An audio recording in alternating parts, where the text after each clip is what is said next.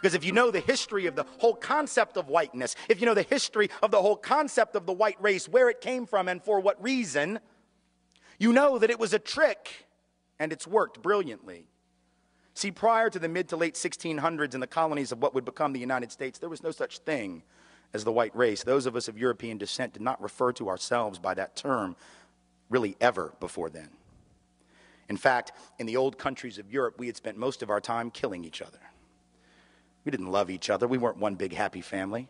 The side of my family that comes from Scotland, hell, they didn't even worry about fighting people outside of Scotland. Highlanders and Lowlanders just fought the hell out of each other. So there was no white race, but in the colonies of what would become the United States, what did we see in the 1660s, 1670s? We began to see that Africans of indentured servant status, many of them not enslaved yet, they were not necessarily permanently enslaved. Some were, others were indentured like many poor Europeans for periods of 7 to 11 years. They could work off their indenture and then they would be free labor technically. Realized, as did the white indentured servants, the Europeans who hadn't even been called white yet, that they had a lot of things in common, like the fact that they were all getting their clock cleaned by the elite. And so they would get together more than our history books taught us, to foment rebellion against the elite, to try to get a better deal for themselves on the basis of economic necessity and economic justice. And what did the elite do? When you see that you're outnumbered by black and white folks who are penniless, landless, peasants, you have to do one of two things. You either have to kill them all, but you can't do that because who's going to work? Rich folks weren't going to. They had to get poor people to work. The whole point was to be a person of leisure back in those days. That was the goal, was not to work. So you couldn't kill them all. You didn't want to kill them all. You had to do the work yourself. You had to build your own levee, build your own house. No. Pick your own tobacco, harvest your own cotton. No, we're not going to do any of that. So you can't kill them, but you can co-opt them. And so the elite in Virginia, for example, in the colony, begins to give certain carrots to people of European descent, saying things like, you know, we're going to let you own a little land, not much, but just a little. And we're going to get rid of indentured servitude. Now you're free labor. And by the way, once you're free labor, you get 50 acres of land just because you're free labor, see? So we're going to cut you in on this deal. We're going to let you enter into contracts. We're going to let you testify in court. And here's the best of all. We're going to put you on the slave patrol to keep those people in line, right? The idea was you're still going to get your clock cleaned. We still don't like you. We still aren't going to really empower you or change your economic subordination, but we're going to make you honorary members of this team, and you're going to help us keep those other people down.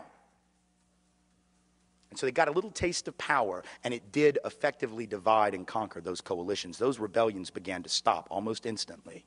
Fast forward to the Civil War era, you have rich white folks in the South, where I come from, standing up and openly admitting that the reason they're prepared to secede from the Union, and the only reason they ever articulated publicly, ever, was to maintain and extend slavery and white supremacy not only where it already existed, but into the newly acquired, that is to say, stolen territories from Mexico to the west. That was what they said. Now we lie about it. We say it wasn't about slavery, that it was about states' rights. Yes, the right of the states to keep and maintain slaves, exactly. But back then they had no shame, so they didn't try and cover it up. They openly said it, but once again, the rich didn't want to go do the work. Are you kidding? No. They're going to get poor people to go fight for them.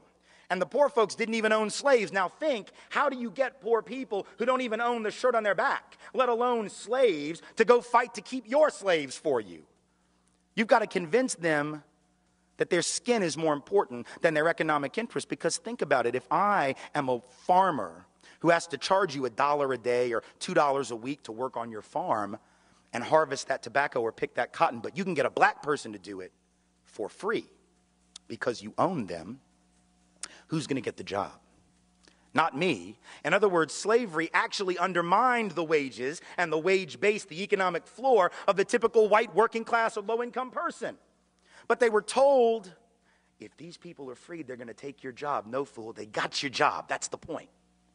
And so at some level, again, working class white people being harmed by white privilege, relatively being advantaged, right? Being given a leg up, being given a membership to the club, but in absolute terms being kept economically subordinated by the very thing that gave them a sense of superiority. How's that for irony? Then in the present era, this hasn't stopped. This is not ancient history. Now we have people running around insisting that we should close the border with Mexico because if we don't, the wages of working class people will continue to fall. The implication being that the only reason workers are paid like crap in this country is because the border is open. But if you believe that, you would actually have to believe that if that border were closed, that all these owners of capital and industry would just say, oh, well, you figured us out. Here, it's a raise. Do we really believe that the only thing keeping bosses from paying people more is the presence of low-wage, medium, semi-skilled labor from south of this artificial border? Is that really what we believe? We know that if that border is closed, it isn't going to be closed to capital. It isn't going to be closed to goods. If you have a border that can be crossed by capital looking for the highest return on investment or goods looking for the highest price, but labor is chained to its country of origin, how is that going to work to the benefit of working people? By definition, it doesn't. By definition, it immiserates the working class. Divide and conquer. But the best example of all, perhaps, in the contemporary era, in the greater New Orleans area after Katrina. Here you have two communities that were the most hard hit. The lower Ninth Ward, mostly black community, 94% African American, about 40% official poverty rate, heavy working class community. And right across the canal, St. Bernard Parish, Chalmette, 95% white, also working class, high levels of poverty, economically very similar. And at the end of the day, in those first few days of September 2005, more similar than they probably would have realized. Because when those levees broke, they all got their stuff jacked. They all got their stuff destroyed. But if you had asked white folks in Chalmette, and I've done it, who was the cause of the problems in the greater New Orleans area prior to that flooding, they would have pointed across that canal at those black folks, wouldn't have called them black folks, and would have said, there, that's the problem. 70% of the white folks in St. Bernard Parish voted for David Duke, white supremacist, neo-Nazi, former head of the largest Ku Klux Klan group in the United States when he ran for governor in 1991. 7 out of 10 gladly voted for him because he was blaming black folks for all of their problems, and they bought it. What's the irony?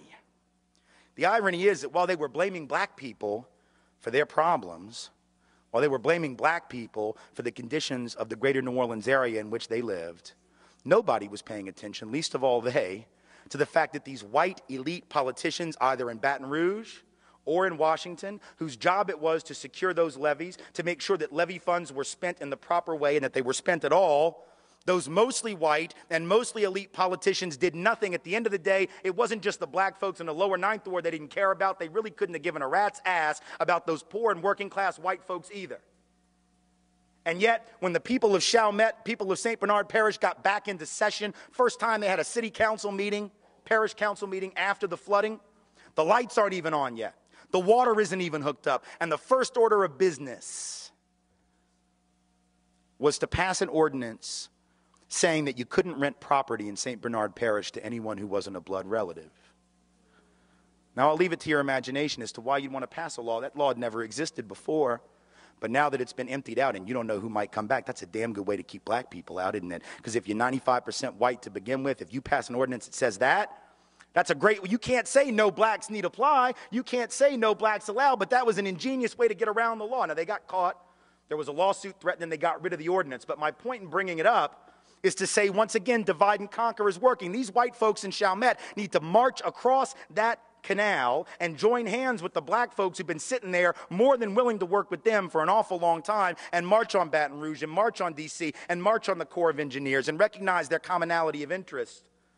But the whiteness and the lure of whiteness has tricked these have nothing in their bank account white people into believing that they got more in common with the rich white folks on St. Charles Avenue that didn't lose anything in that flooding than they have in common with the black working class folks who live about 500 yards away.